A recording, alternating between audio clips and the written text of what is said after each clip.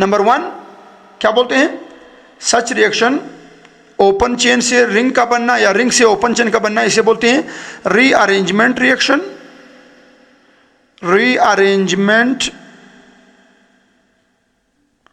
Reaction या rearrangement reaction के बाद हम इसको दूसरा नाम देते हैं इंटरनल, क्या भैया, इंटरनल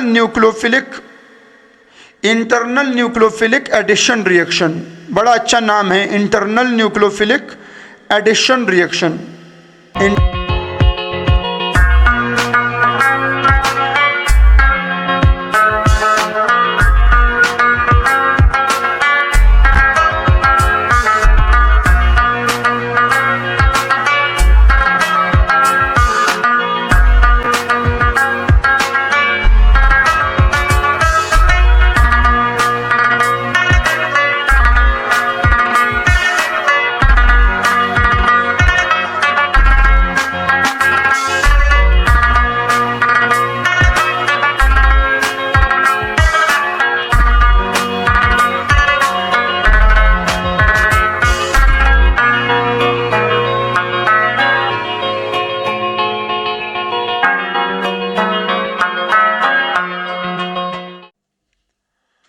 अस्सलाम वालेकुम डियर स्टूडेंट्स, कैसे हैं आप सब। उम्मीद करता हूँ आप लोग खुशबाश होंगे। मैं हूँ आप लोगों का केमिस्ट्री इंस्ट्रक्टर दुर मोहम्मद और आप देख रहे हैं हमारी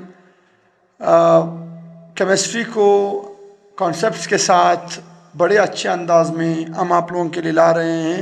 एफएससी के बहुत ही अच्छे कॉन्सेप्ट्स, बहुत ही मज़ेदार कॉन्सेप्ट्स हम ला रहे होते हैं और आप लोगों के साथ शेयर कर रहे होते हैं ताकि आप लोगों के कॉन्सेप्ट्स केमिस्ट्री के लिहाज से स्ट्रेंथन होते रहें और आप लोग इल्म गेन करते रहें। हमारा आज का जो लेक्चर है वो अगेन कार्बोहाइड्रेट्स के बारे में है। अब यहाँ से कुछ स्टूडेंट्स ये कहते हैं कि सर ये आज का लेक्चर भी कार्बोहाइड्रेट, मतलब हम लोगों ने एक कार्बोहाइड्रेट पर इस वक्त तक तकरीबन कोई 7 लेक्चर ले चुके हैं। तो कहने से मुराद ये है कि ये इसलिए हम ले रहे हैं ताकि हम मुकम्मल तौर पर अच्छे अंदाज में each and every concept students को अच्छे अंदाज में पढ़ा सके, समझा सकें, ताकि उनके लिए कल को कोई दिक्कत ना हो, चाहे वो MBBS कर रहे हों, चाहे वो मास्टर्स इन बायोकेमिस्ट्री कर रहे हों, चाहे वो बायोकेमिस्ट्री FSC लेवल पे हो, चाहे वो नीट से हो, चाहे MDCAT वाले हों, सब के लिए, बायोलॉजी वालों के लिए, केमिस्ट्री वालों के लिए ये लेक्चर इंतहाई ज़्यादा ज़रूरी है।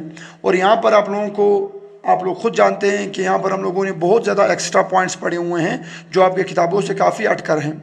ठीक है जी, चले जी। तो आज का हमारा एक और नया लेक्चर है and that is about the isomerism in carbohydrates. Carbohydrates के अंदर आइसोमेरिज्म के कार्बोहाइड्रेट्स कौन कौन सी आइसोमेरिज्म दिखाती हैं। तो आप लोगों को स्क्रीन पर नजर आ रहा होगा, चलते हैं स्क्रीन की तरफ और शुरू करते हैं अपने कॉन्सेप्ट को। हमारा आज का जो लेक्चर है आप लोग स्क्रीन पे देख रहे हैं, हमारा आज का जो लेक्चर है वो है about the isomerism in carbohydrates. पहले तो लफ्ज़ आइसोमेरिज्म से क्या मुराद है शायद कुछ स्टूडेंट्स ना जानते हों, उनके लिए रिपीट हो जाएगा।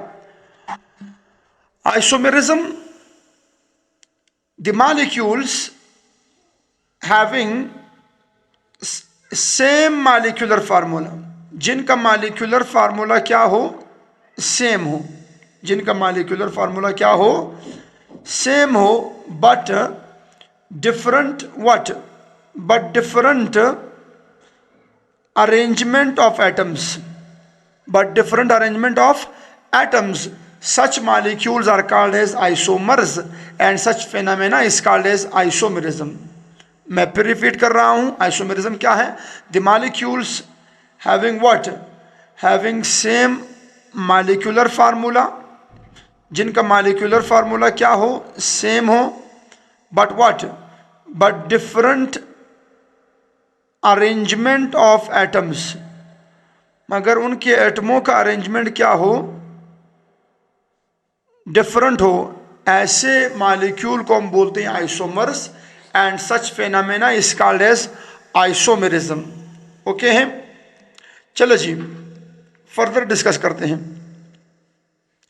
आइसोमेरिज्म फिर मुख्तलिफ टाइप्स की होती हैं। Structural isomerism and then we have what the stereoisomerism, फिर स्ट्रक्चरल के अपनी टाइप से, फिर स्टीरियो के अपनी टाइप से। तो हम वहाँ पर जाने वाले नहीं हैं।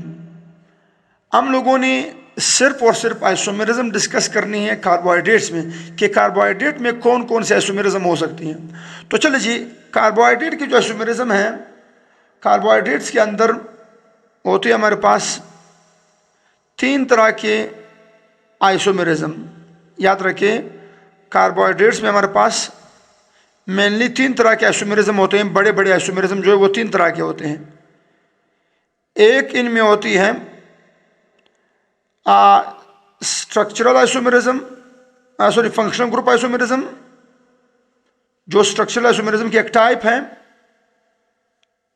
सही है, अभी मैं समझाऊंगा आप लोगों को। आइसोमेरिज्म भी समझ आ जाएगी और फंक्शनल ग्रुप आइसोमेरिज्म भी समझ आ जाएगी, दोनों समझ आ जाएगी। जो स्टूडेंट्स अभी तक आइसोमेरिज्म वर्ड नहीं जानते, उनके पास क्या हो जाएगा, उनके लिए आइसोमेरिज्म वर्ड भी समझ आ जाएगी और फंक्शनल ग्रुप आइसोमेरिज्म भी समझ आ जाएगी। दूसरी जो आइसोमेरिज्म होती है वो है रिंग चेन आइसोमेरिज्म। ये भी स्ट्रक्चरल आइसोमेरिज्म की एक टाइप है। ये भी स्ट्रक्चरल आइसोमेरिज्म की क्या है, स्ट्रक्चरल आइसोमेरिज्म की एक टाइप है, और इसे बोलते हैं रिंग चेन आइसोमेरिज्म। तीसरी आइसोमेरिज्म जो है वो हमारे पास है, that is optical isomerism. That is what, that is optical isomerism. Optical isomerism. तो कितनी आइसोमेरिज्म हम डिस्कस करेंगे? We will discuss the 3 types of isomerism in carbohydrates. ध्यान दीजिएगा, हमारे साथ रहिएगा। हमारा पहला जो आइसोमेरिज्म है जो हम स्टार्ट करने जा रहे हैं, and that is number 1 type of isomerism which is present in carbohydrates, that is functional group isomerism. क्या भैया? Functional group isomerism. किस तरह से डिफाइन करते हैं फंक्शनल ग्रुप आइसोमेरिज्म को? आप लोग पढ़ चुके हैं अपने ऑर्गेनिक हाइड्रोकार्बन वाले चैप्टर में हम डिस्कस कर चुके हैं, और एमडीकेट में भी हम लोग डिस्कस कर चुके हैं कि what is functional group isomerism, structural isomers. Functional group isomerism क्या है? फंक्शनल ग्रुप आइसोमर्स जो है वो क्या है? Structural isomer. मतलब ये जो फंक्शनल ग्रुप है ये स्ट्रक्चरल आइसोमेरिज्म की एक टाइप है। तो द स्ट्रक्चरल आइसोमेरिज्म विच, या आइसोमर्स विच डिफर, जिनमें फर्क हो by what, by functional group. याद रखिए, मैं आप लोगों क्लासेस में भी पढ़ा चुका हूँ, ये जो आइसोमेरिज्म होता है, आइसोमेरिज्म हमेशा डिफरेंस पर होता है। जिस चीज़ में डिफरेंस होगा वही आइसोमेरिज्म होगा। अगर फंक्शनल ग्रुप में डिफरेंस है तो फंक्शनल ग्रुप आइसोमेरिज्म है। अगर चेन में डिफरेंस है तो चेन आइसोमेरिज्म है। अगर पोजीशन में फर्क है तो पोजीशन आइसोमेरिज्म है। ये मैं क्लास में भी बार बार कह चुका हूं कि द आइसोमेरिज्म इन, आइसोमेरिज्म का जो नाम होता है, याद रखिए आइसोमेरिज्म का नाम उसके डिफरेंस पॉइंट पर आता है कि उन 2 मॉलिक्यूल में किस चीज़ का फर्क है। उस फर्क की बुनियाद पर हम क्या लिखते हैं, उसका नाम देते हैं। तो यहाँ पर जो नाम आ रही है वो है functional group isomerism. What is functional group isomerism? The structural isomers, which isomers, the structural isomers which differ in what, functional group. जिसमें ऐसे 2 आइसोमर्स जिनके फंक्शनल ग्रुप में फर्क हो उन्हें हम बोलते हैं फंक्शनल ग्रुप आइसोमेरिज्म। सही है, तो लिख ले मोनोसेक्राइड्स, कार्बोहाइड्रेट्स जो मोनोसेक्राइड, ग्लूकोज वगैरह, फ्रुक्टोज वगैरह, इनको मोनोसेक्राइड्स। जो मोनोसेक्राइड होते हैं, monosaccharides have aldo keto isomerism. Monosaccharides aldehyde और कीटोन का आइसोमेरिज्म, फंक्शनल ग्रुप आइसोमेरिज्म दिखाते हैं। तो याद रखना, मोनोसेक्राइड्स में जो होते हैं, मोनोसेक्राइड्स हमने पढ़े हुए थे कि 2 किस्म के होते हैं, एक एल्डिहाइड्स एल्डोस और एक कीटोन वाले कीटोस। सही है, तो कहते हैं ये जो मोनोसेक्राइड्स होते हैं ये 2 तरह के आइसोमेरिज्म दिखाते हैं, एक अल्डोस और एक भैया ketose. One is aldose, second one is ketose isomerism. Aldose isomerism और कीटोस आइसोमेरिज्म। तो सुन लें, अब इसकी एग्जांपल क्या है? एग्जांपल, सबसे मशहूर एग्जांपल जो आप लोगों ने क्लास में पढ़ा हुआ है, that is glucose and fructose. याद रखिए, glucose and fructose are the functional group isomers. ये याद रखिए, ग्लूकोज एक अल्डोज है और फ्रुक्टोज एक कीटोज है। ग्लूकोज में एल्डिहाइड फंक्शनल ग्रुप है और कीटोज में और फ्रुक्टोज में कीटोन फंक्शनल ग्रुप है। कैसे? मैंने एक साइड पे बनाया हुआ है एल्डिहाइड मॉलिक्यूल और अगले साइड पे मैंने बनाया हुआ है ketone molecule, fructose molecule. One is glucose, one is fructose. जरा ध्यान दीजिएगा, ये जो ग्लूकोज है आप चेक करें, ग्लूकोज में बाकी चेन को छोड़ दें, फंक्शनल ग्रुप पे ध्यान दीजिए। यहां पर जो फंक्शनल ग्रुप है ये फंक्शनल ग्रुप है और ये फंक्शनल ग्रुप आप लोगों को पता है कि ये फंक्शनल ग्रुप क्या है? This is the what? This is the aldehyde functional group. पढ़ा हुआ है हम लोगों ने पिछले क्लासेस में, पढ़ा हुआ है कि this is called what? This is called aldehyde functional group, जिसका नाम था फॉर्माइल फंक्शनल ग्रुप। तो ये फॉर्माइल फंक्शनल ग्रुप है और ये एल्डिहाइड है। इससे मराद है ग्लूकोज क्या है? ग्लूकोज एक अल्डोज है। What is glucose? Glucose is actually an aldose. Aldose हम लोगों ने पढ़ा हुआ है उन कार्बोहाइड्रेट्स को बोलते हैं जिनका फंक्शनल ग्रुप एल्डिहाइड हो, जिनका फंक्शनल ग्रुप क्या हो? एल्डिहाइड हो। मजीद अगर हम फ्रुक्टोज को देखें, अगर हम किसको देखें? फ्रुक्टोज को देखें, तो फ्रुक्टोज का जो फंक्शनल ग्रुप है वो हमारे पास कीटोन है। क्या ये आप लोगों को कीटोन दिख रहा है कि नहीं दिख रहा? जरा चेक कर ले बॉयज, क्या ये आप लोगों को कीटोन दिख रहा है? यस, ये कीटोन फंक्शनल ग्रुप है। तो जिनमें एल्डिहाइड है वो अल्डोज है और जिनमें कीटोन है वो कीटोज है। अच्छा, अब देखिए, अब क्या ये आइसोमर्स है या नहीं है? जी हाँ, ये दोनों आइसोमर्स है क्योंकि इन दोनों में कार्बन चेन है। तो मैं लिख रहा हूं C6। इन दोनों में हाइड्रोजन गिन लें, 1 2 3 4 5 6 7 8 9 10 11 12। कितने हाइड्रोजन है? 12 हाइड्रोजन है। और कितने ऑक्सीजन है? 1 2 3 4 5 6। तो 6 हमारे पास क्या आ रही है? ऑक्सीजन आ रही है। C6H12O6 which is the formula of glucose and as well as fructose. अब फ्रुक्टोज कौन है? फ्रुक्टोज एक कीटोज है क्योंकि इनका फंक्शनल ग्रुप कौन है? कीटोन है, तो इसे हम कीटोज बोलते हैं। अच्छा, अब यहां पर भी आप लोग कार्बन और हाइड्रोजन वगैरह को गिन लो, जरा चेक कर लें, कार्बन हाइड्रोजन वगैरह को गिन लो। अब चेक करें, इनमें कार्बन और हाइड्रोजन दोनों मॉलिक्यूल में क्या आ रहे हैं? सेम आ रहे हैं। C6H12O6 mean they have what?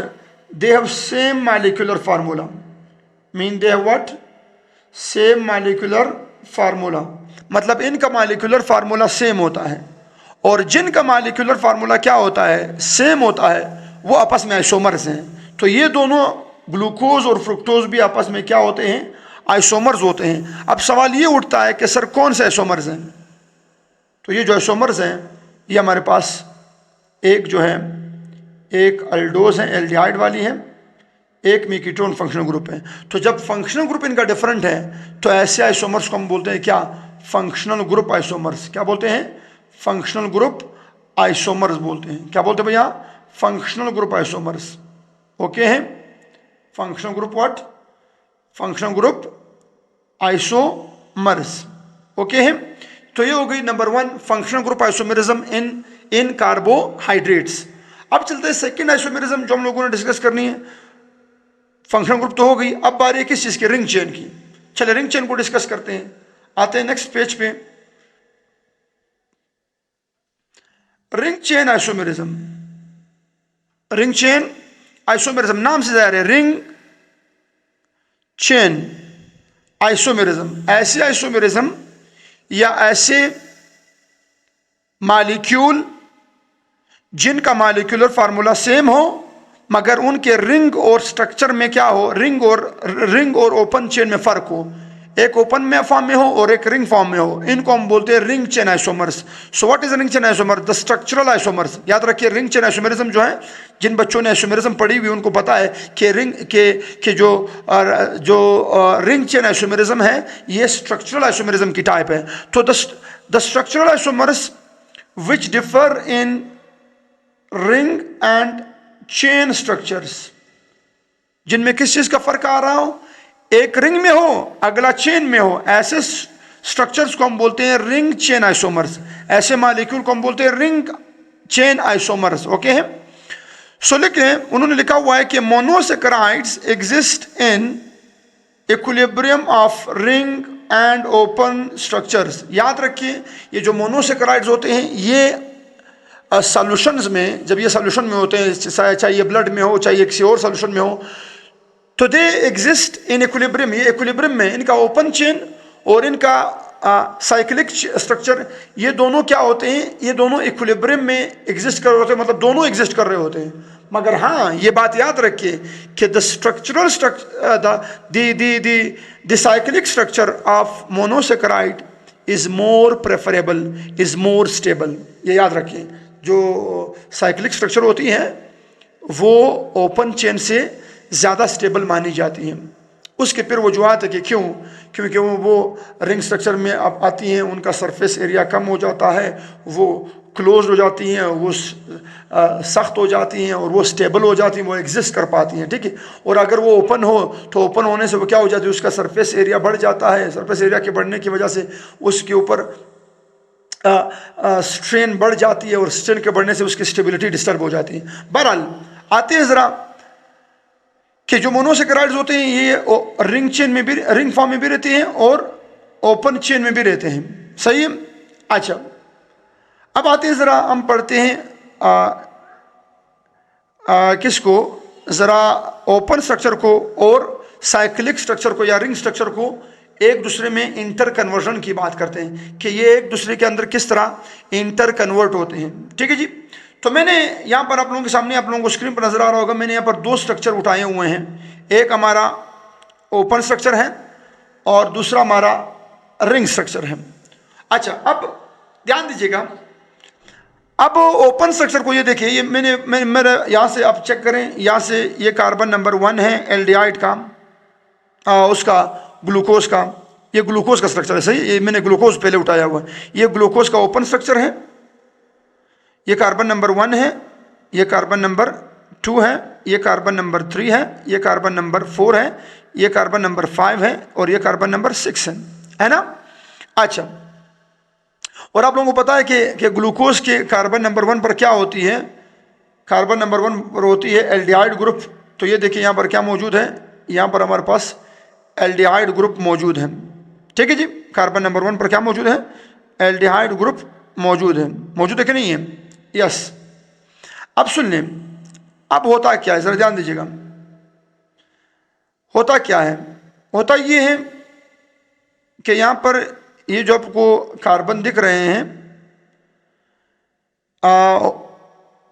ये कार्बन नंबर 5, कौन सा कार्बन, सब ध्यान दीजिए, बातें अभी ज़रा थोड़ी सी मैं इंपॉर्टेंट बातें करना चाहूँगा, कुछ इंपॉर्टेंट बातें मैं करना चाहूँगा।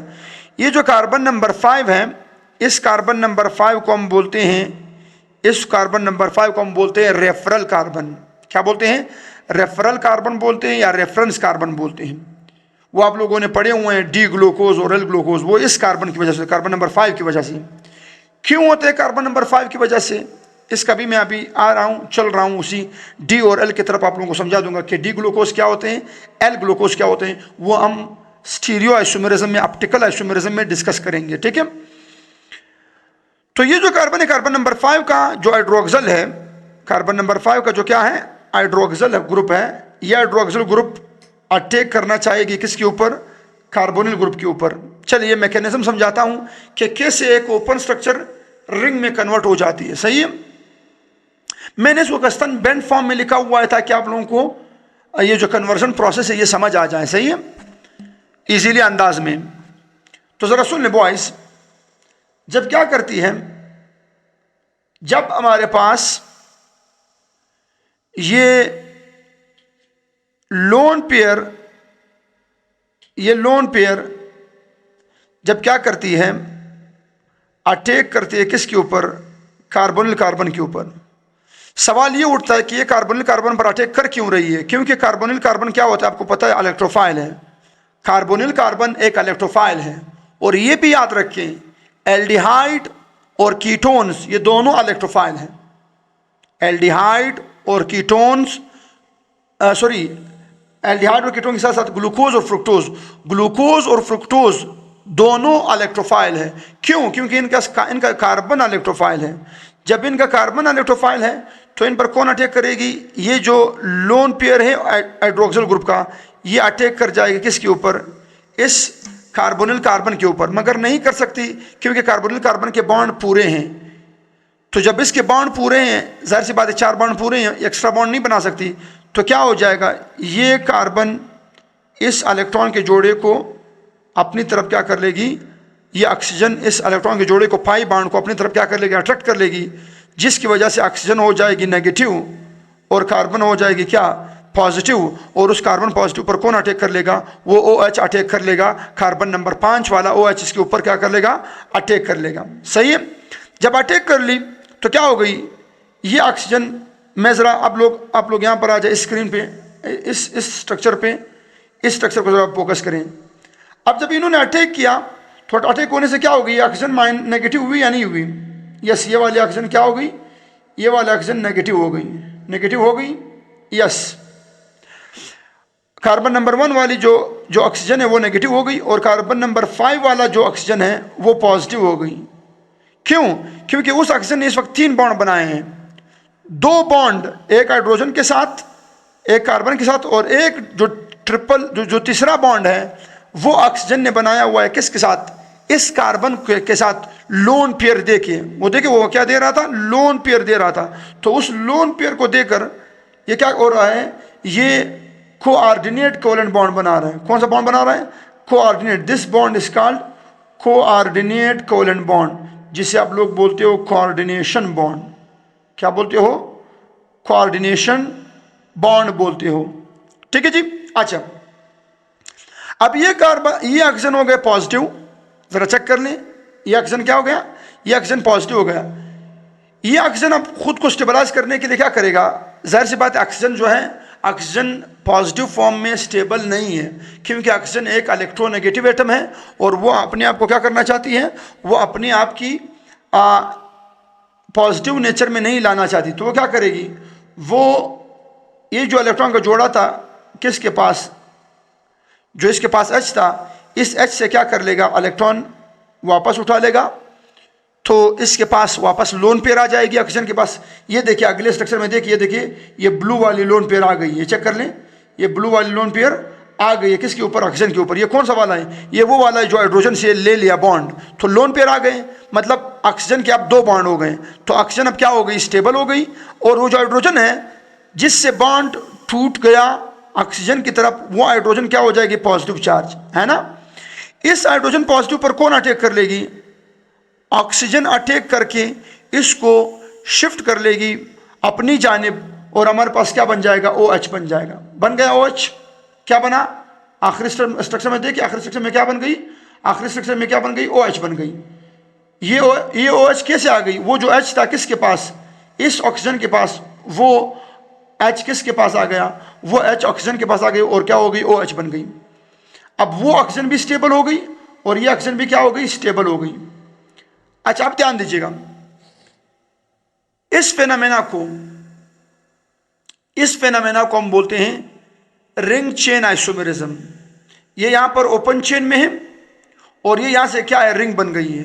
फार्मूला वही है, वही कार्बन है, वही हाइड्रोजन है, वही ऑक्सीजन है, वही C6H12O6 है और यहां पर भी वही C6H12O6 है। दोनों का मॉलिक्यूलर फार्मूला सेम है।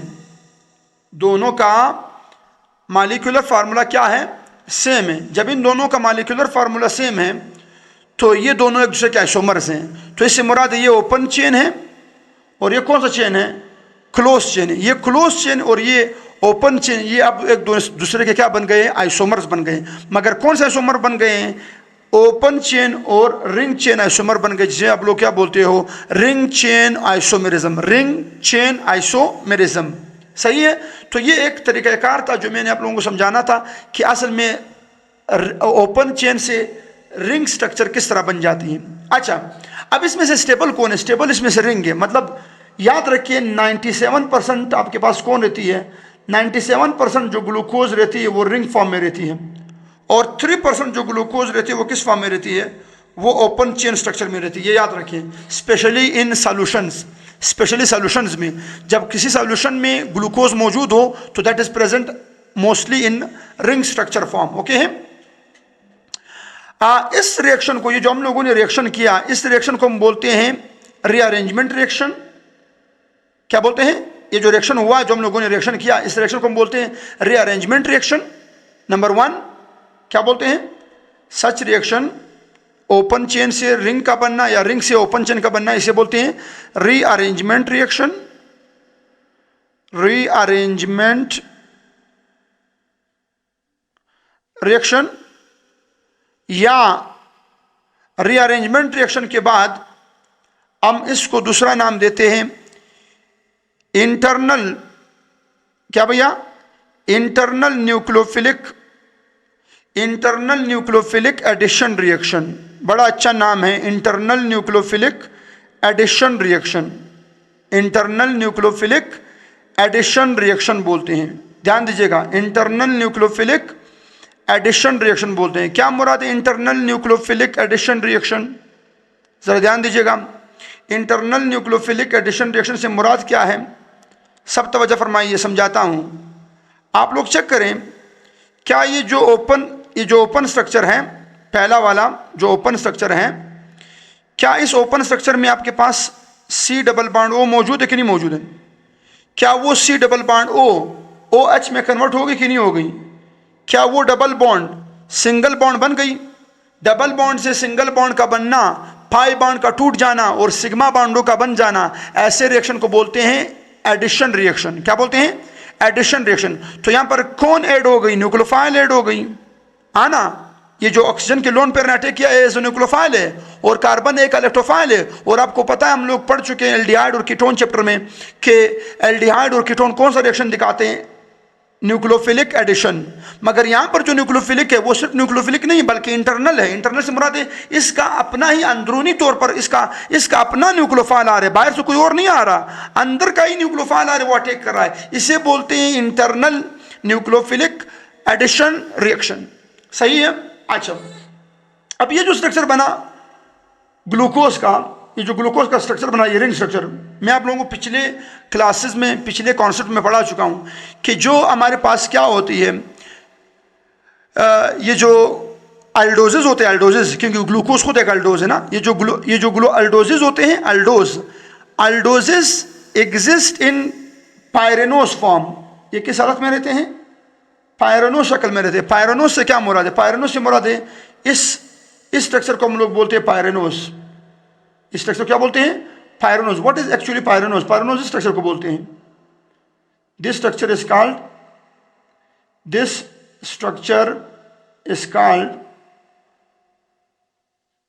पायरेनोस, जहां पर ऑक्सीजन अटैच हो और 6 मेंबर रिंग हो। इसको हम बोलते हैं क्या? इसको हम बोलते हैं पायरेनोस। क्या कहलाती है? पायरेनोस। तो क्या ये पायरेनोस स्ट्रक्चर बना कि नहीं बना ग्लूकोज ने? यस, ये ग्लूकोज ने कौन स्ट्रक्चर बनाया? पायरेनोस स्ट्रक्चर बनाया। तो याद रखिए, ग्लूकोज पायरेनोस स्ट्रक्चर में रहती है। अल्डोज जितने भी, ग्लूकोज नहीं, सारे अल्डोज जितने भी अल्डोजेज हैं, मोनोसेकेराइड अल्डोजेज, तमाम तर अल्डोज जो है होते हैं, ये पायरेनोस स्ट्रक्चर में रहते हैं, पायरेनोस। अच्छा, अब देखिए एक सेंटेंस है यहां पे, क्या लिखा हुआ है कि the closed end ring structure, closed or ring structure is more stable than open structure. Closed structure of glucose is more stable than ring structure. ये पॉइंट भी आप लोगों ने याद रखनी है, ठीक है। तो ये तो हो गया ring chain isomerism in glucose, जिससे क्या बना? पायरेनोस। और कौन सी रिएक्शन हो गई? रीअरेंजमेंट रिएक्शन, जिसे आप लोग बोलते हो internal nucleophilic addition reaction. Okay है। आगे चलूं, नेक्स्ट हमारे पास है, अब किसके अंदर कर रहे हैं? फ्रुक्टोज के अंदर। ये फ्रुक्टोज है, this is called what? This is called fructose. वो ग्लूकोज था और ये क्या है? फ्रुक्टोज है। अब ये फ्रुक्टोज है। फ्रुक्टोज तो आप लोग जानते हो कि फ्रुक्टोज क्या होते हैं? फ्रुक्टोज असल में कीटोज है। फ्रुक्टोज एक हमारे पास कीटोन फंक्शनल ग्रुप रखने वाला मॉलिक्यूल है, मतलब कीटोज है। ये देखिए कीटोस है या नहीं, ये देखिए, ये देखिए, ये देखिए, इसको बोलते हैं कीटोस। क्या बोलते हैं? कीटोस बोलते हैं। जरा ध्यान दीजिएगा, ये कीटोस का ओपन स्ट्रक्चर है। कौन सा स्ट्रक्चर है? ओपन। कितने कार्बन है? 1 2। आप चेक करें, ग्लूकोज में पहले कार्बन पर फंक्शनल ग्रुप है, और कीटोन में और फ्रुक्टोज में दूसरे कार्बन पर फंक्शनल ग्रुप है। ये याद रखिए, ग्लूकोज में जो C डबल बॉन्ड O है ये पहले कार्बन पर है, और फ्रुक्टोज में जो C डबल बॉन्ड O है ये कहां पर है? ये दूसरे कार्बन पर है। अच्छा, मतलब ये कीटोन है। तो ये हो गया तीसरा कार्बन, ये हो गया चौथा कार्बन, ये हो गया पांचवा कार्बन, ये हो गया छठा कार्बन। 6 कार्बन आ गए, तो मीन ये फ्रुक्टोज है। अच्छा, और साथ में कौन है? कीटोन है, तो ये फ्रुक्टोज है। अब यहां पर क्या होता है, याद रखिए, यहां पर जो आपका पांचवा कार्बन है, पांचवा, कौन सा कार्बन? जो आपका पांचवा कार्बन है, ये पांचवें कार्बन का, ये पांचवें कार्बन का, ये पांचवें कार्बन का, ये पांचवें कार्बन का, ये पांचवें कार्बन का, ये पांचवें कार्बन का लोन पेयर, सही है। जो पांचवा कार्बन है इसका जो OH है, ये अटैक करेगा किसके ऊपर? इस कार्बोनिल कार्बन के ऊपर। क्यों?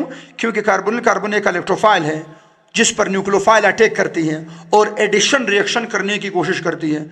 तो क्या हो जाएगा? ये बॉन्ड ऑक्सीजन वाला टूट जाएगा ऑक्सीजन की तरफ, ऑक्सीजन हो जाएगी माइनस, कार्बन हो जाएगी प्लस, और कार्बन प्लस पर कौन अटैक कर लेगी? ये न्यूक्लियोफाइल अटैक कर लेगी। कर लिया? अच्छा, ध्यान दीजिएगा, जब कर लिया तो ऑक्सीजन हो गया माइनस, ये देखिए ऑक्सीजन क्या हो गया? माइनस हो गया। हो गया? इस स्ट्रक्चर पे आ जाए, अब इस स्ट्रक्चर पे आ जाए, माइनस हुआ कि नहीं हुआ? यस। तो ये देखिए कार्बन क्या हो गई थी? प्लस, और इस कार्बन प्लस पर किसने अटैक कर दी? उस ऑक्सीजन के लोन पेयर ने अटैक कर दी। उस ऑक्सीजन के लोन पेयर ने क्या कर दी? अटैक कर दी। सही है। तो यहां पर बन गया कोऑर्डिनेट कोवेलेंट बॉन्ड, जिसे आप लोग बोलते हो कोऑर्डिनेशन बॉन्ड। ठीक है भैया। अब यहां पर ऑक्सीजन, जो ये वाला जो ऑक्सीजन है, इसने अब बनाए हुए हैं कितने बॉन्ड? 3 बॉन्ड। और जब भी ऑक्सीजन 3 बॉन्ड बनाती है, इससे बोलते हैं ऑक्सीजन पॉजिटिव, और ऑक्सीजन पॉजिटिव को हम बोलते हैं ऑक्सोनियम आयन। क्या बोलते हैं? Oxonium ion. ऑक्सोनियम से मुराद ऑक्सीजन पॉजिटिव चार्ज को बोलते हैं ऑक्सोनियम आयन। तो ये जो ऑक्सोनियम आयन है यहाँ पर, ये अनस्टेबल है। यहाँ पर ये ऑक्सीजन नेगेटिव है, ऑक्साइड आयन, ये भी अनस्टेबल है। यहाँ पर ऑक्सोनियम आयन है, ये भी अनस्टेबल है। तो ये ऑक्सोनियम आयन और ये ऑक्सीजन नेगेटिव आयन दोनों अनस्टेबल है। क्या करेगा? ये ऑक्सीजन खुद को स्टेबलाइज करने के लिए क्या करेगा? इस हाइड्रोजन से लोन पेयर उठा लेगा। जब उठा लिया तो हाइड्रोजन क्या हो गई? पॉजिटिव, है ना, और ऑक्सीजन ने लोन पेयर उठा लिया। जब ऑक्सीजन ने लोन पेयर उठाया, ये ब्लू वाला, ये देखिए, तो ये ऑक्सीजन क्या हो गई? ऑक्सीजन हो गई स्टेबल, क्योंकि 2 इसके पास बॉन्ड है और 2 इसके पास क्या है? लोन पेयर है। ठीक है जी, तवज्जो फरमाइएगा। अब ये वाली ऑक्सीजन तो हो गई स्टेबल, ठीक है जी, मगर ये वाला ऑक्सीजन जिसके पास क्या था? माइनस चार्ज था, इस ऑक्सीजन ने, माइनस चार्ज ने क्या किया? अटैक किया किसके ऊपर? इस हाइड्रोजन के ऊपर। कौन सा हाइड्रोजन के ऊपर? ये जो OH ने, जिस ऑक्सीजन ने जो इलेक्ट्रॉन ले लिए, ये वाला हाइड्रोजन जो पॉजिटिव हुआ था, इस हाइड्रोजन पॉजिटिव पर किसने अटैक कर लिया? इस हाइड्रोजन पॉजिटिव पर उस ऑक्सीजन नेगेटिव ने अटैक कर लिया, और क्या बन गई? OH। क्या बन गई भैया? जरा जोर से बोलो, क्या बन गई? OH बन गई। बन गई भैया। ये हमारे पास जो स्ट्रक्चर बनी, दिस स्ट्रक्चर इज कॉल्ड फ्यूरेनोज। क्या बोलते हैं? फ्यूरेनोज। फ्यूरेनोज क्या है? फ्यूरेनोज हमारे पास ये मॉलिक्यूल है, दिस मॉलिक्यूल इज कॉल्ड फ्यूरेनोज। सही है। वो पायरेनोज था और ये क्या है? फ्यूरेनोज है। सही है। अच्छा, तो ये फ्यूरेनोज बन गई। तो सुन ले भैया, एक और जरूरी बात, जो फ्रुक्टोज है कीटोज है, फ्रुक्टोज है कीटोज है। और मैं ये पढ़ा चुका हूँ पिछले क्लासेस में। अगर आप लोगों ने मेरे लेक्चर देखे हुए, नहीं देखे हुए, तो देख लें। इंतहाई आप लोगों को इंटरेस्टिंग पॉइंट मिलेंगे, मजेदार पॉइंट्स। फ्रुक्टोज एक कीटोन है, और ये कीटोन जो होते हैं, कीटोज रहते हैं किस फॉर्म में? फ्यूरेनोस फॉर्म में। और अल्डोस किस फॉर्म में रहते थे? पायरेनोस फॉर्म में। अल्डोस पायरेनोस में और कीटोस फ्यूरेनोस में। ओके भैया, अल्डोस जो होते हैं वो पायरेनोस में, और कीटोज जो होते हैं वो किस में होते हैं? फ्यूरेनोज में। तो फ्रुक्टोज एक कीटोज है, और ये किस शक्ल में रहती है? फ्यूरेनोज शक्ल में रहती है। किस शक्ल में? फ्यूरेनोज शक्ल में। अच्छा, अब इन दोनों में से स्टेबल कौन सी है? आया ओपन स्ट्रक्चर एल्डिहाइड वाली ओपन शक्ल, कीटोन वाली शक्ल इसकी स्टेबल है, या ये पायरेनोज वाली फ्यूरेनोज वाली शक्ल क्या है, फ्यूरेनोज वाली शक्ल स्टेबल है। तो याद रखना रिंग स्ट्रक्चर जो फ्यूरेनोज हैं वो स्टेबल है, 97% ये किस में रहती है, 97% ये फ्यूरेनोज फॉर्म में रहती है, जबकि जस्ट 3% ये किस में रहती है, ये कीटोन फॉर्म में रहती है, फ्रुक्टोज फॉर्म में रहती है, ओपन फॉर्म में रहती है। समझ आ रही है? अच्छा, तो ये था हमारा डिस्कशन आज के इस लेक्चर में। हम लोगों ने पढ़ा अबाउट द 2 आइसोमेरिज्म, हालांकि 3 है, अगले को हम नेक्स्ट लेक्चर में डिस्कस करेंगे। हम लोगों ने क्या पढ़ ली, 2 आइसोमेरिज्म पढ़ डाली। एक हम लोगों ने functional group isomerism in aldehyde and ketones, in glucose and fructose, in carbohydrates, और दूसरे जो हम लोगों ने कार्बोहाइड्रेट्स में हम लोगों ने पढ़ी वो हमारे पास है दी रिंग चेन आइसोमेरिज्म। और ये दोनों जो आइसोमेरिज्म है ये आप लोगों के पास स्ट्रक्चरल आइसोमेरिज्म है। स्ट्रक्चरल आइसोमेरिज्म तो आप लोग जानते हो, जिनके स्ट्रक्चर में फर्क होता है। अब नेक्स्ट लेक्चर में इंशाल्लाह हम डिस्कस करेंगे अबाउट द ऑप्टिकल आइसोमेरिज्म। इंतहाई बेहतरीन आइसोमेरिज्म है, इन क्लासेस को काइंडली मिस मत करना। आप लोगों के MBBS के जो स्टूडेंट हैं और जो बायोकेमिस्ट्री में मास्टर्स कर रहे हैं, और जो आप लोगों के BSc कर रहे हैं, जो BS कर रहे हैं, जो आप लोगों के पास FSC के स्टूडेंट है, सब के लिए ये सब के लिए इंपॉर्टेंट है। MDCAT वालों के लिए, बायोलॉजी वालों के लिए, केमिस्ट्री वालों के लिए, ये सब के लिए हमारे पास इक्वली इंपॉर्टेंट है, सब के लिए ज़रूरी है। काइंडली हमारे चैनल को सब्सक्राइब करें अगर आप नए हैं और आपने अभी तक हमारे चैनल को सब्सक्राइब नहीं किया हुआ तो काइंडली हमारे चैनल को सब्सक्राइब करें और बेल आइकन को दबाना ना भूलिए, ताकि आप लोगों तक मज़ीद बेहतरीन से बेहतरीन लेक्चर आते चले जाएँ और आप अपने कॉन्सेप्ट को क्लियर करें। Love you all. आप लोगों की मोहब्बतों का बहुत बहुत शुक्रिया। ये सब आप लोगों की मोहब्बत है जो हमें ये सब कुछ इतने अच्छे अच्छे कॉन्सेप्ट लाने पर मजबूर कर रही है, और अगर आप लोगों की मोहब्बत ना होती तो शायद ये चीज़ पॉसिबल ना थी। Thank you so much. दुआ में याद रखिएगा, अपना बहुत सारा ख्याल रखिएगा। अल्लाह ने गेबान द खुदाई पामान।